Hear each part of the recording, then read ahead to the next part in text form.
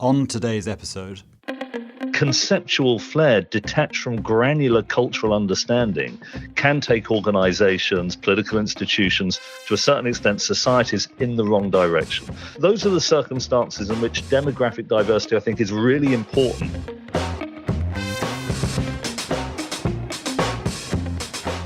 welcome to the Active Share podcast that explores less obvious investing insights in a world that's always changing.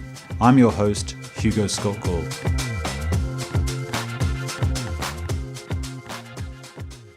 Today, I am delighted to have with me Matthew Syed. Matthew is an author and highly acclaimed speaker in the field of high performance. He has written 6 best-selling books on the subject of mindset and high performance and has worked with many leading organizations. His book titles include Rebel Ideas, Black Box Thinking, Bounce, The Greatest, and his celebrated children's books, You Are Awesome and Dare to Be You. He is also a multi-award-winning journalist for The Times and The Sunday Times in the UK and presenter of the popular BBC Radio 4 programme Sideways, to which I subscribe. He is a regular contributor to television and radio, and his previous career was the England table tennis #1 for almost a decade and competed at 2 Olympic Games. That's pretty cool. He is co-founder of Matthew Syed Consulting, and I am delighted he's here. There's lots to talk about. Matthew, welcome to the show.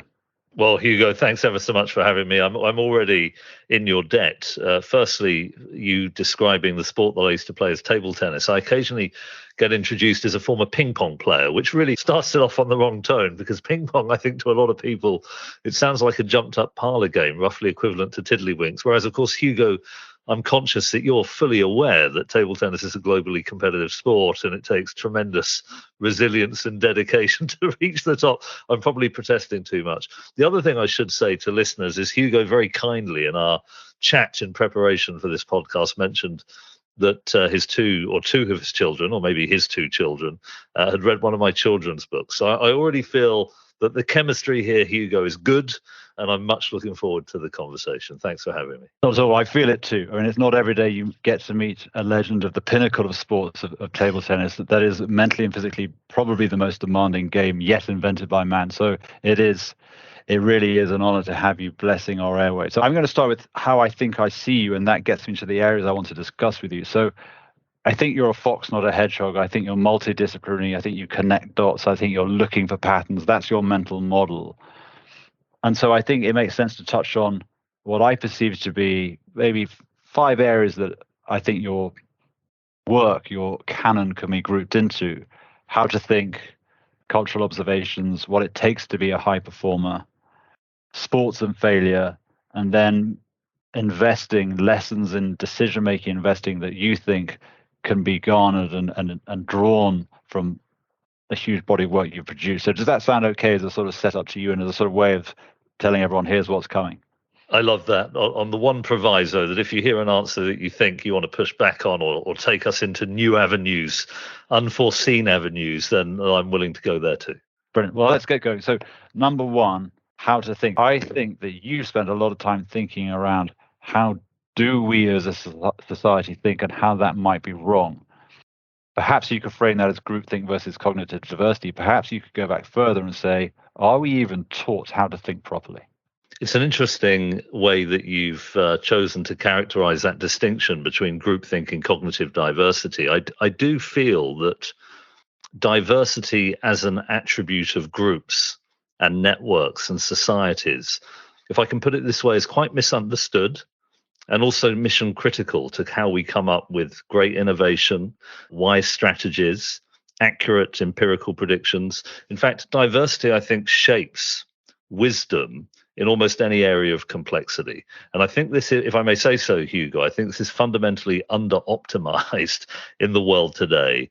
And you mentioned my most recent book for adults, Rebel Ideas. It's really trying to give an insight into how getting diversity right has tremendous and often counterintuitive power. And it certainly contrasts very vividly with the problem I think we have in many parts of the world today, corporate, institutional, political, which is different varieties of groupthink. So most people would say, okay, I hear you on groupthink and I know groupthink's bad, but why is it so persistent? Why it's easy to say, of course, I want cognitive diversity, and then walk into the next meeting and be guilty of groupthink. How do we break that Is it a design thing? Does it go back earlier? Do you actually have to really break things up?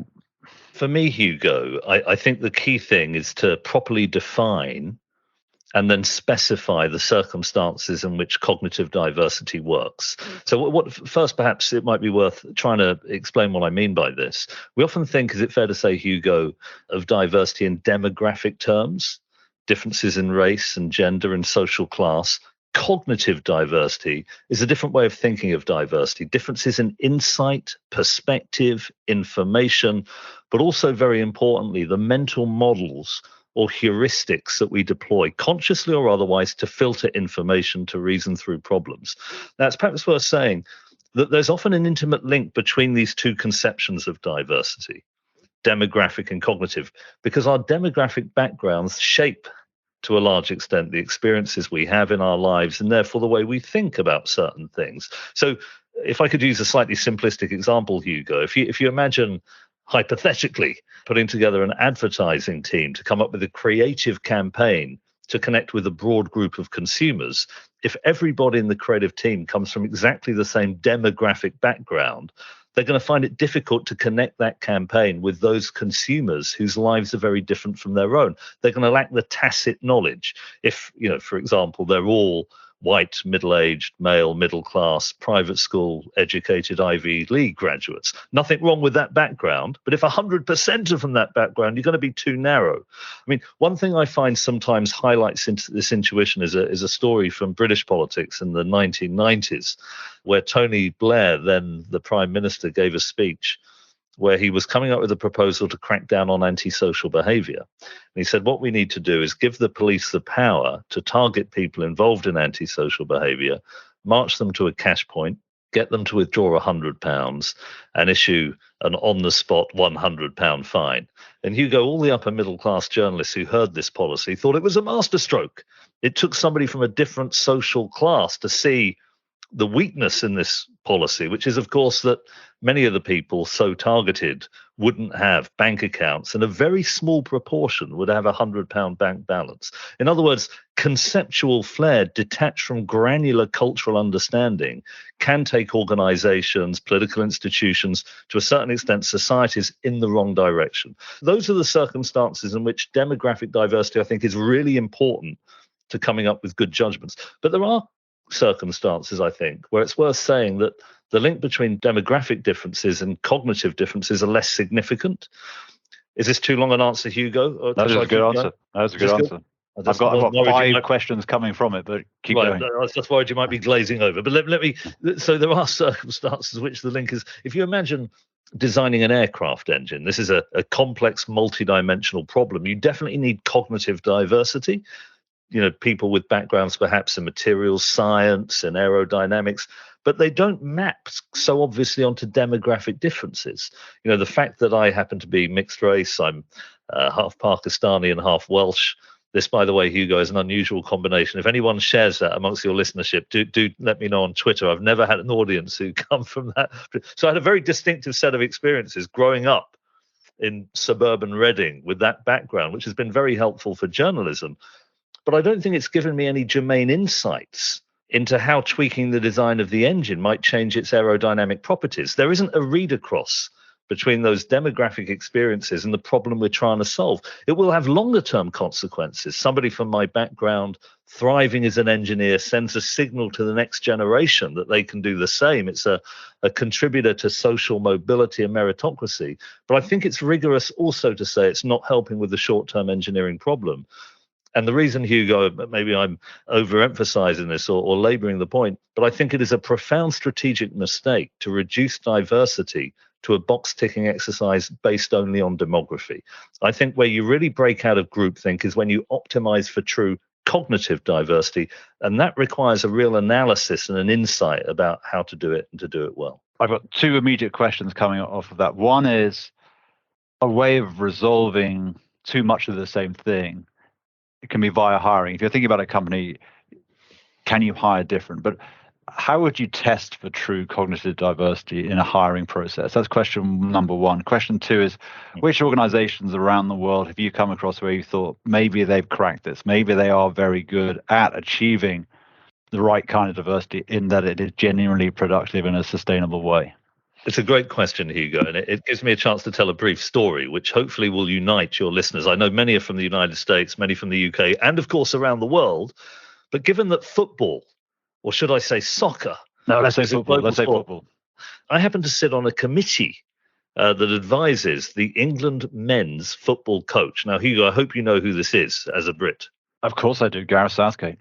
Gareth Southgate. So this is famously wears a waistcoat, although he hasn't really been wearing one that often in Qatar. But I sit Too on a hot. group that Too hot. It's too exactly advising him on performance. But it's quite an eclectic team. Because in addition to me, with my interest in culture and psychology, there's also somebody called Lucy Giles, who runs the Sandhurst Military Training Academy, very good on logistics and performance psychology under pressure. Somebody called David Brailsford, who's not a football coach, he's a cycling coach. One of the best cycling coaches in the world, very good on recovery, cardiovascular endurance, selection, performance camps, and so on. Manoj Badali, who's an expert in AI, very good at tactical pattern recognition and other things of that kind. Sue Campbell, who's an Olympic sport expert. Michael Barber, an educationalist. David Sheepshanks, and a few others. Now, Hugo, I want to invite you, first of all, to ponder how English football insiders thought about this advisory group when the composition of it leaked. You can kind of imagine, right? They're horrified. How dare these outsiders come in and tell us how to play football? You know, why is Southgate not advised, like all previous England men's football managers, by good old-fashioned English football men? You know, where's Harry Redknapp in this setup, for crying out loud? By the way, Harry Redknapp, for those unaware, is an English-based football coach. You know, he knows more about football than Matthew Syed, which is true. You know, Tony Pulis, another English-based football coach, has probably forgotten more about football than Lucy Giles and Manoj Badali will ever know. And that's true. If you surrounded Southgate by Redknapp and Pulis and other English-based football managers, you'd have a lot of domain knowledge. But the problem, it would be the same knowledge replicated 5, 6, 7 times. That's not an innovative team. It's an echo chamber. They're agreeing all the time. You know, it's comfortable, it's clubbable, but they're not going to come up with innovations on the pitch. What's fascinated me, Hugo, about this group is when somebody shares an idea not known by the others in the group. So Brailsford has been brilliant, the cycling coach, on talking about, for example, how big data sets help you to tailor the diet for the specific metabolism and gut microbiome of an athlete, improving recovery, improving endurance. You know, that is divergent thinking.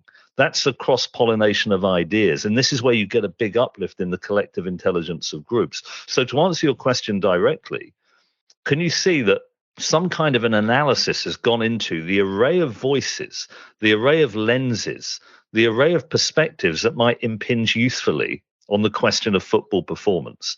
But if me and a cycling coach and an army person and somebody with an Olympic sport background were advising not on football, but on how to design a hadron collider, you'd have lots of diverse perspectives that were completely irrelevant.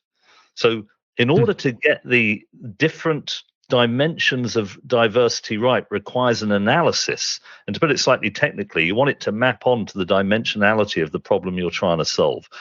Some organizations explicitly have a cognitive diversity strategy. I believe they're going to win in the marketplace that we're in today, one of complexity and rapid change.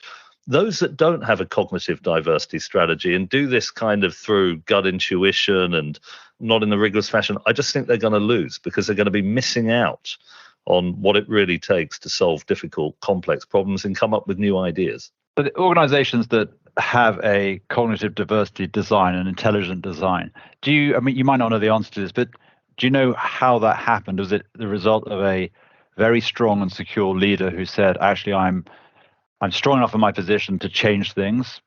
Or was it a result of adversity, so a big failure? So I'm thinking you could maybe say, here are some real world examples, such as the invasion of Ukraine by Russia. We're told that quite a few intelligence agencies said this will never happen, this isn't going to happen. And so there are quite a few things, and I think, you can read, there are well-written books around the histories of whether it's MI6 in the UK, whether it's CIA, with what seem to be collective failures of groupthink, where the stakes are pretty high. So is it, for an organization to embrace intelligent design around cognitive diversity, is it often in reaction to mistakes, screw-ups, existential threats? Is it strong leadership, or is it a coming together of something in between? I think that it does certainly empirically happen after big failures. So you mentioned intelligence agencies. Certainly in the case of the CIA, I argue in Rebel Ideas that you can trace the profound strategic misjudgments of the post-war period to an analytical intake that were dominated by West Coast, male, middle-class, Anglo-Saxon, Protestant liberal arts graduates. There was a slight bias in recruitment, where the recruiters hired people who effectively looked and sounded like them. And of course, people from that background have a huge amount to contribute to a diverse team. But when you have 90% plus from that background and you're trying to anticipate emerging threats in different kinds of society with different patterns of religious radicalization and alienation, you're just not going to be able to distinguish signal from noise effectively. You're not going to have the right array of perspectives. And I think the CIA have acknowledged this. I think British post-war foreign policy has suffered from some of the same biases. But what you really want, I think, is buy-in from a critical mass of people in an organization that this is actually critically important for us. And when people start thinking in that way, they start to kind of organically exploit the pattern. So maybe perhaps another example. If you look at science, which I'm sure, Hugo, you and I would agree, and listeners will agree, is a successful institution.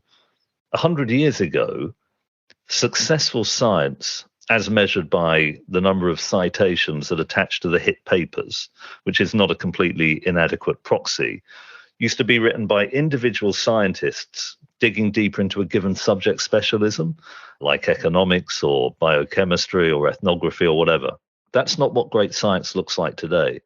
Great science today is not individual scientists working within their given subject silo, but multidisciplinary teams, because the problems they're solving are complex and interconnected. So a great scientist today, because the world doesn't always obey the categories we impose upon it. So the great scientists, yes, they have deep subject specialist knowledge, but they have the curiosity to look into the wider constellation of ideas. With whom can I usefully collaborate to solve these interconnected problems? Funnily enough, I was at Oxford University a couple of weeks ago, sat next to the professor of molecular biology. And he was talking, this may be too much information, but I said, what are you working on at the moment? And he said, well, I'm working on fungi, species of fungi, these mushroom type species. And it turns out, Hugo, believe it or not, I didn't know this, that the certain species of fungi have small tails. And when they're in fluid, they can detect light and swim towards the light source. And so insights into these fungi provide some useful information about biological evolution. But I knew the answer before I asked the following question, who are you working with? And he said, well, it's funny you should say that. In order to get a really great team together, I've had to reach out beyond molecular biology. I had to go outside my comfort zone. I had to connect with people in computational mathematics, people in fluid dynamics. In other words, those academics who stay rigorously within their own silo, they effectively get stuck in an echo chamber and they're not producing great science. I think the same is true of, for example, professional services firms. For the really big value-added problems they're solving, they need the different lines of service to come together to provide a strategic overview that unlocks the value creation. And this, I think, is an example that you see across the piece in technology and beyond. I didn't know that about fungi either, I must confess. So I bet you wish you'd never heard that. I will repeat that story probably so many times that I then actually believe it was me that was there having the conversation, not you.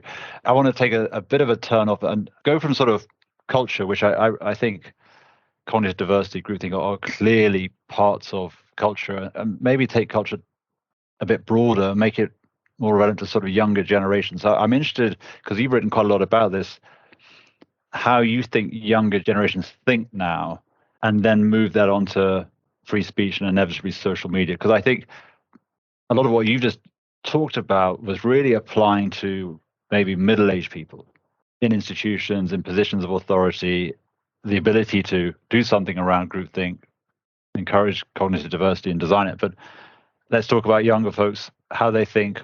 How's that different? Why is that? One thing that I became very interested in about 5 or 6 years ago, I was invited to a school to give a talk at the opening. It was a state school, not a particularly well-to-do school in the north of England, and they were opening a new wing of the school.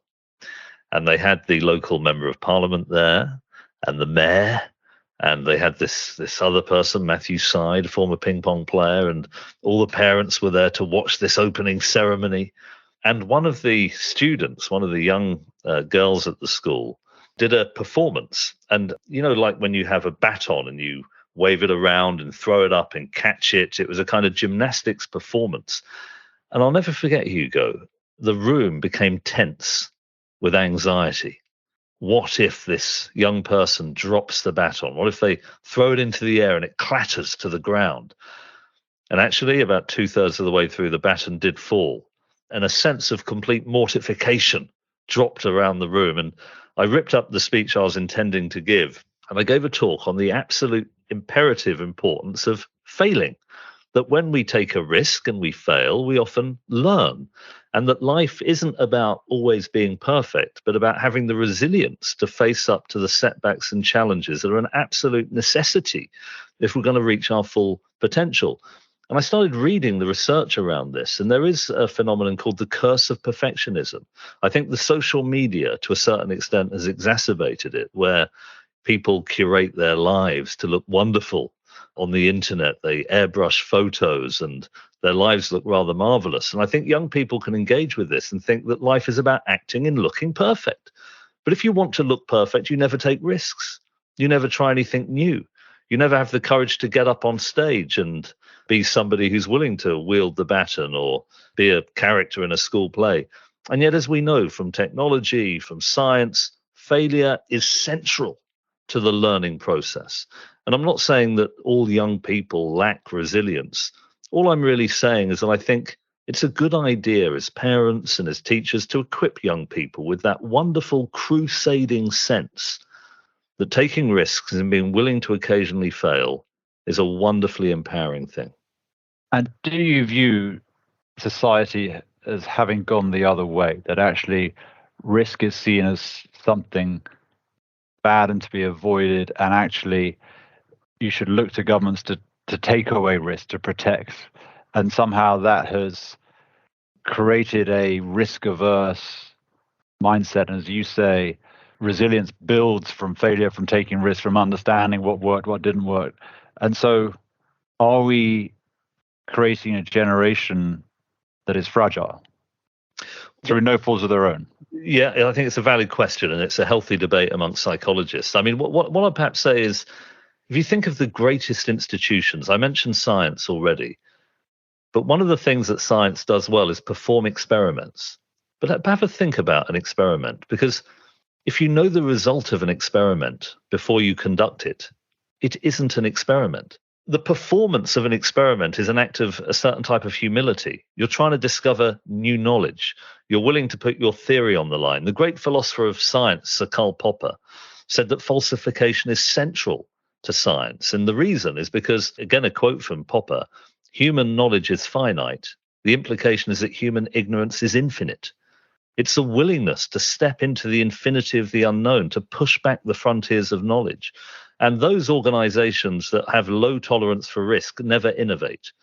And in certain types of market, they will be filtered out of the marketplace because they're not managing to do new things and take advantage of new technologies. But having said that, Hugo, I perhaps make one conceptual point. I do think it's sometimes a bit worrying to people when they hear people like me say failure is a good thing. If I'm flying tomorrow from London to, where are you, Boston or Chicago, Hugo? Chicago right now, yeah. So if I fly over for dinner, which would be a wonderful thing to do, although probably too many emissions to justify it, I wouldn't want the pilot to say, right, I'm going to try pulling a different lever today. And okay, we failed. It's okay. We've crashed the plane. I don't want the pilot to try something new and potentially fail and crash the plane. What you really want the pilot to do is try new things in a simulator, a high fidelity simulator, so they learn while minimizing the cost of failure. And I think what the really savvy institutions do today, they don't bet the whole company on changing the retail configuration. They'll test it in the pilot scheme. But rather than doing the pilot scheme in the most conducive circumstances with the best customers in order to prove the hypothesis, they'll do it in a challenging environment so they properly learn from it before scaling.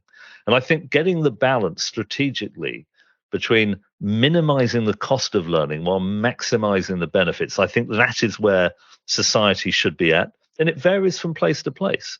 Certain companies need to be at a different point in that calibration. In the innovation and tech space, they'll be in a different place from professional services. And I think perhaps the younger people need to be in a different place to older people. I think the takeaway is that failure is nevertheless a necessary component of really virtuous growth. I mentioned social media earlier. I'm not asking you to sort of opine on whether it's good or bad. I'm very interested whether you think it's changed our way of thinking. And that obviously, that could be anyone, any age. But I imagine it's probably going to have the exposure in formative years. It's going to have a potentially greater impact. So do you think social media, and whether that's just shorthand for fast flowing, but perhaps more superficial information, is leading to a change in the way that minds work and how we think? Because we started off with saying, how do we think? Are we taught how to think properly? And you said actually there are repeat sort of errors on how to think, whether it's in institutions. So I'm just wondering, putting social media into that, is that changing how we think? Whether that is a good or bad thing, do you think that is a fair observation?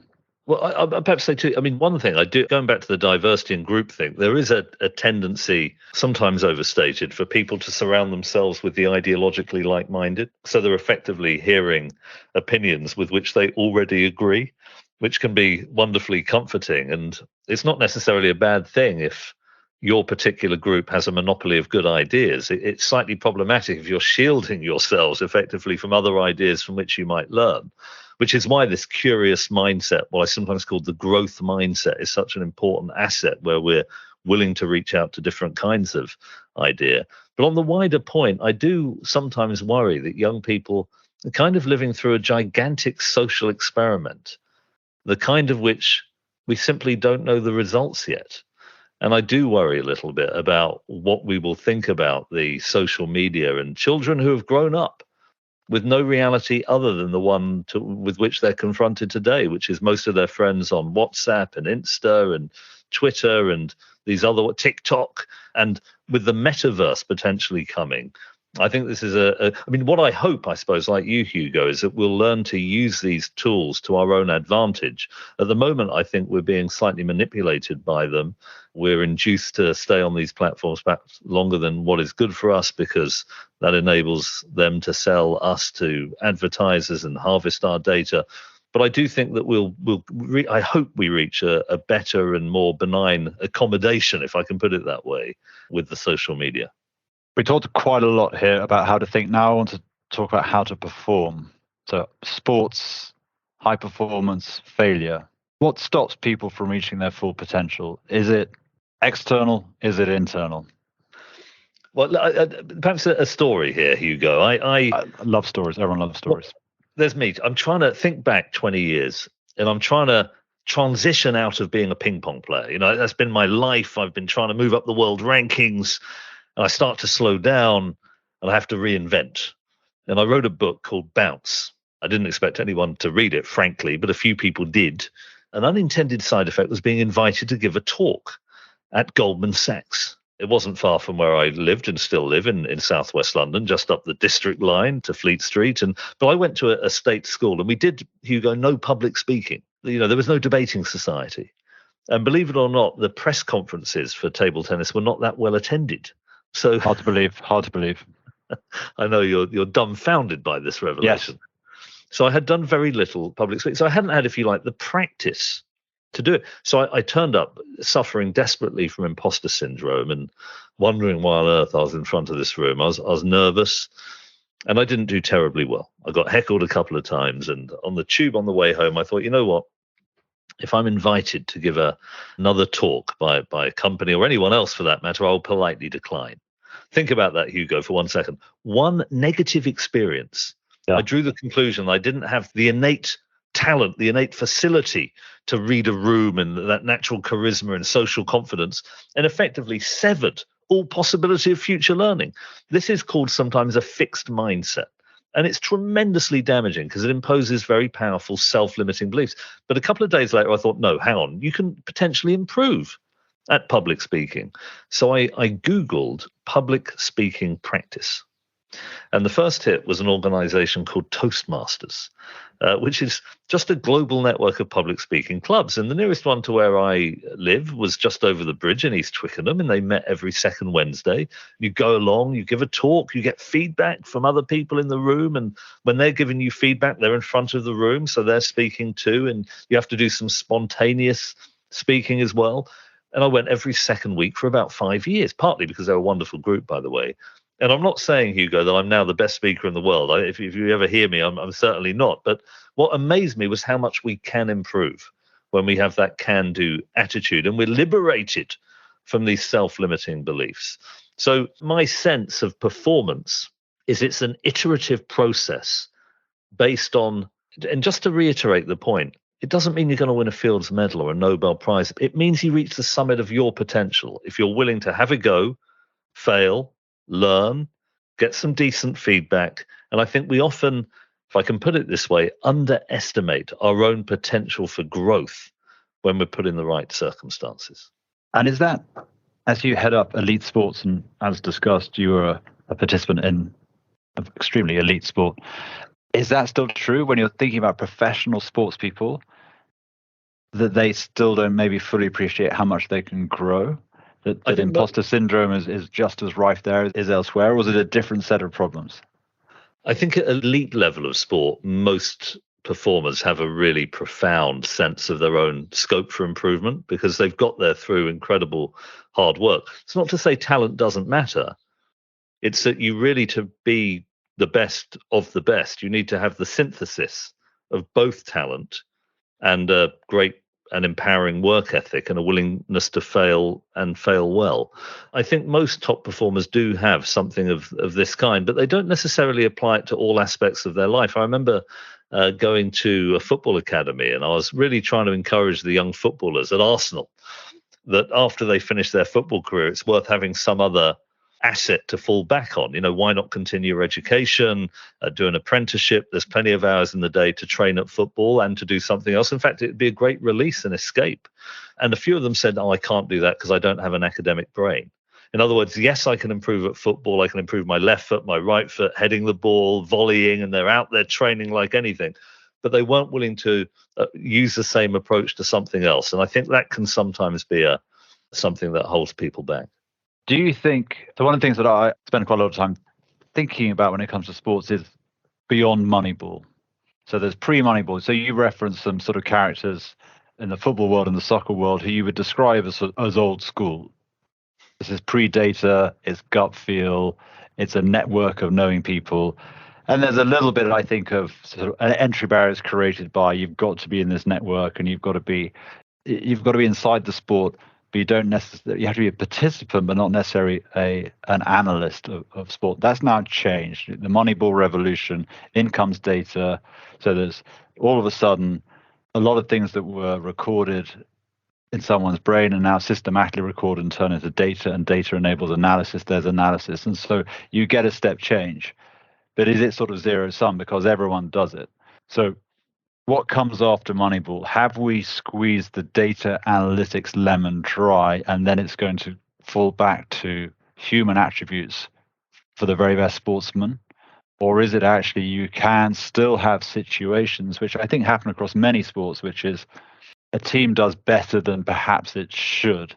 A smaller team does very well because they have employed analytics more intelligently, or maybe they've got an edge in data.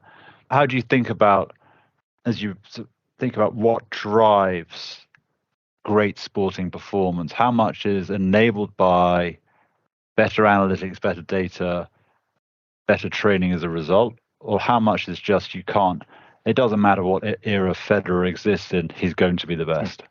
Oh, Federer, what a player. You like writing about Federer in lavishly loving terms.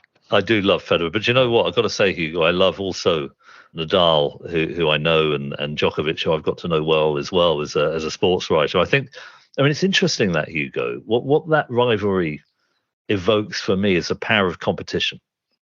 the extraordinary. We've talked about self-improvement, but one of the things that drives improvement is competition. We must never forget that. That's why free markets are wonderful things. It's not just about incentives. It's about you get exposed by better performance in the market and you have to raise your game and you get filtered out. I remember talking to Federer.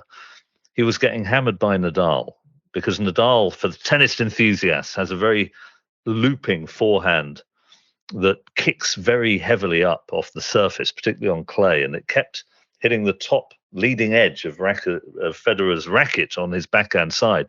So Federer had to reshape his backhand, which he did to win the Australian Open. But Federer was exposed by Nadal, but then Djokovic exposed Nadal with his backhand to Nadal's forehand. So we had this wonderful competitive dynamic where they're pushing each other to ever greater heights. And it's been quite marvelous to behold. So I think, yes, a player like Federer is going to be a beautiful performer in any era. And I do think that there's still probably more scope to use data effectively, particularly in games like football, where data is relatively new and I don't think has reached the zenith of what it can bring to the game. But often these methods are deployed at the end of the pipeline. In other words, we use data to hire the best players. Where I think science is going to take us ever further in sport is improving the pipeline itself. So football is quite meritocratic, low entry costs. Almost anyone can play the game, and so it tends to recruit from all around the world. Whereas a sport like Formula One is still very limited in the extent to which it brings people from different parts of the world who may have the talent for the game. Only a few people have ever driven a Formula One car or any of its precursors. The same in rowing and sailing and possibly also in table tennis and badminton. Tennis is reasonably global, but also coaching methods.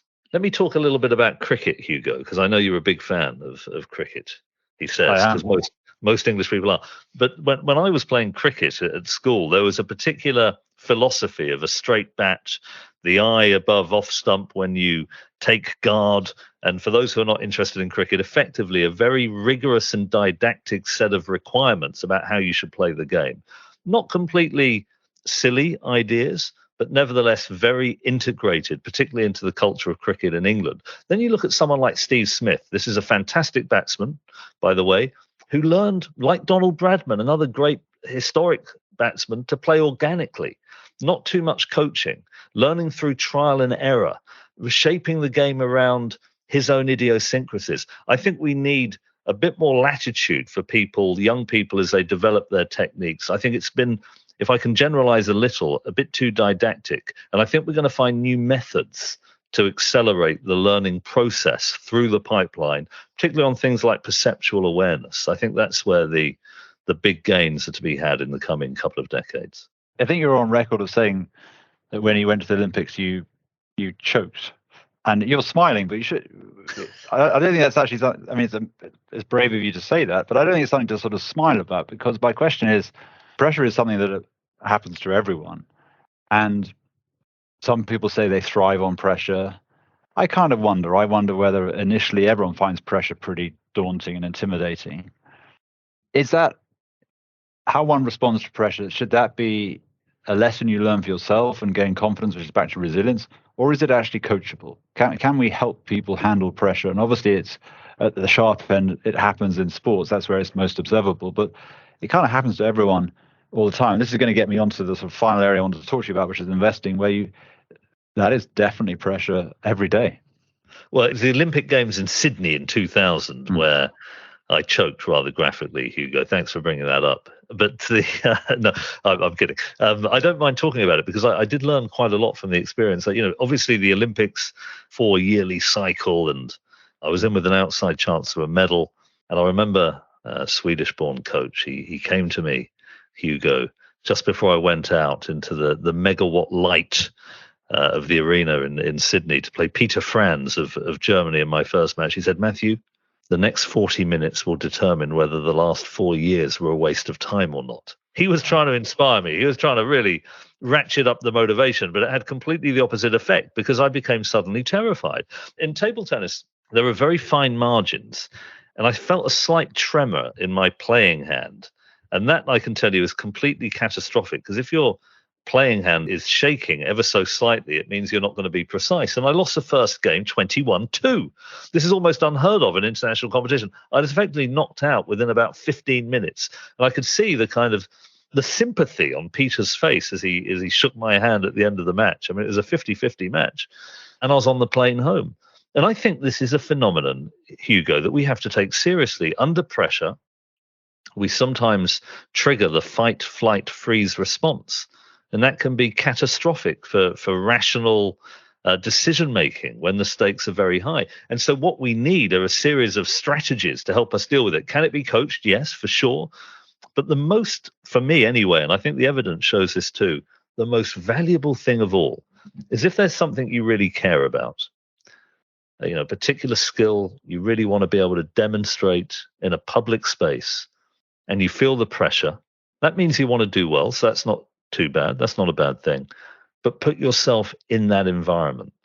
And through time, you'll begin to develop strategies to deal with the emotions, to deal with the rising heart rate. I mean, Hugo, we were probably both a little anxious when we started this podcast, but when you go on, you learn different ways of doing it. It varies from person to person. The thing that I do, Hugo, if I'm very nervous before a big speech or a big broadcast, is instead of thinking if this goes wrong, it's all going to be awful. I might lose my job, and if I can't work, then I'm going to lose my house, and then my wife's going to leave me. You're often thinking of the absolute worst case scenario as you're about to perform. Instead of that, I think, well, hang on a second. Win or lose, perform well or perform badly, my mum will still love me. Now, my mum thinks this is a slightly dubious claim, but you can see, Hugo, that when you have that ground level truth, that come what may, I'm still going to, and frankly, my wife will still love me too, and my children.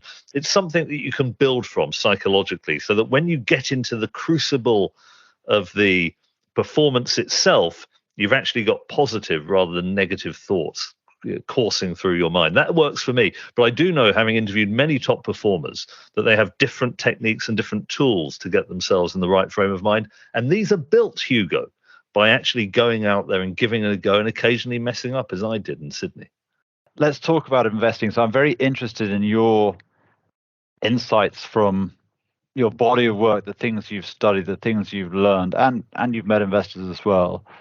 If you tomorrow had to become an investor, what would you take from what you've learned so far? What do you kind of think are things you can bring from your investigations into culture and how to think and how to make decisions and how to perform, how to deal with failure? What do you think, knowing, I don't know how much you know about the actual art and science of investing, but those lessons, what would you bring? I think if I had to say two things, and there's some good evidence behind this. The first is learning from mistakes. So if you make a particular prediction and it turns out not to be a good one, to update one's assumptions or model in the light of that new information. If a particular stock has gone down in value, be willing to cut the losses. If a stock has gone up in value, be willing to run the winner. What tends to happen is that people hold their losing stocks twice as long as their winning stocks, because if there's a losing stock, they don't want to crystallize a loss, so they hold it hoping that it will rebound. And when there's a winning stock, they crystallize early so that they can show that it was unequivocal evidence that it was a good idea to buy this stock. So I think that's a bias, sometimes called the disposition effect, that is worth confronting. The other thing is getting different points of view when it comes to an investment decision. I mean, there is some very robust evidence from somebody called Philip Tetlock, who's a psychologist in the United States, who wrote a book called Super Forecasting, that diverse teams of investors tend to do better. And this is because of something called the wisdom of the crowd effect. And effectively what that says is that if you have a diverse group of people who have information in their model, but that these models are diverse, when you aggregate the information, the errors tend to cancel in the aggregate, because some are higher than the eventual oil price, some are lower, or the eventual outcome of GDP, or the eventual outcome of the stock performance. So you're pooling the information and filtering the error. So this is quite a rigorous finding, and that would be the other, Hugo, that would be the other thing I'd throw into the mix when it comes to investing. Do you think it's better to be an outsider versus an insider to be a good investor? That's a very difficult question to answer. I suppose it would depend whether the insider had access to knowledge that the outsider lacked that was relevant to the determination of price, or I don't mean whether insider in the sense of someone who works in a company or outside of something. What I No. mean is someone who maybe, you talked a bit about your background and how perhaps you felt maybe it's something of an outsider because in some ways you were a bit different. I think that's a sort of fair summary. So people who've been on the outside at some point in their life in some way, are they used to thinking differently and or draw confidence from feeling uncomfortable? I don't think there's such a thing as an outsider mindset versus insider, but someone who's been more on the fringes of a group versus right at the core of a group. Well, that's a great question. There's very good evidence that groups tend to perform better when there is a contrarian who's willing to speak up and disrupt the consensus. I would certainly throw that into the mix. But what you really want is lots of people with deep subject knowledge that is different from one another, but all of which is relevant to the problem you're trying to solve. So you want a mix, if you like, of insiders and outsiders to get that wonderful synthesis so that you disrupt the groupthink, you can cross-pollinate ideas and hopefully kind of triangulate across the best decision of all. One of my favorite quotes, which I have used several times on this podcast, comes from Charlie Munger, who is one of my investing heroes. And he said, "Show me the incentives, I'll show you the behavior." Are the incentives for a lot of people in investment management companies and other professional services firms, are the incentives oftentimes too skewed towards conformity?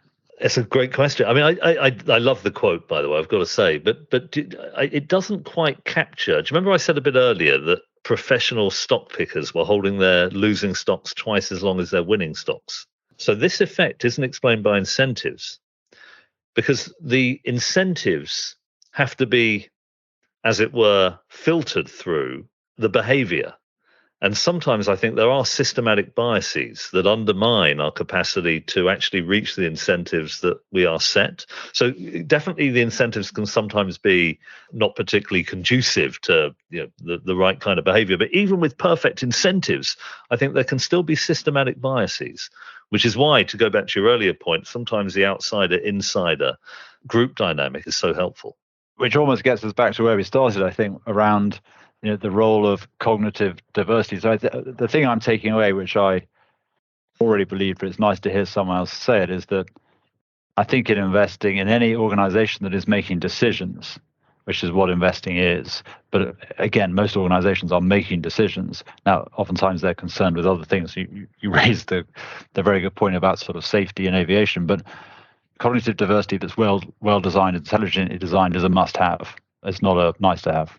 It's an absolutely mission critical variable. And I really think that the organizations that are going to thrive and shape this post-pandemic age are going to be camped out in that terrain. And I know we're reaching the end of you. I just wanted to say, I think if I could give you some feedback, because you said to me, we need feedback on things. I think you've done an absolutely terrific job. It's been a joy to talk. And Hugo, I hope we'll stay in touch. This has been great. So thanks for coming on the show. It's been a pleasure to host you. And we covered a lot of ground, but that's the whole point of you, I think, which is to cover a lot of ground. Thank you very much. Thank you for listening to today's episode of The Active Share. The Active Share is available on iTunes, Stitcher, Google Podcasts, TuneIn, and Spotify. And if you'd like, please leave us a review. To hear additional insights from William Blair Investment Management, visit us at active.williamblair.com and follow us on Instagram at WilliamBlairIM.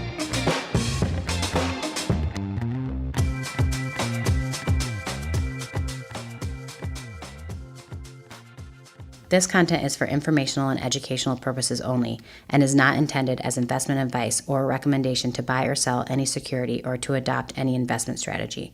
Investment advice and recommendations can be provided only after careful consideration of investors' objectives, guidelines, and restrictions.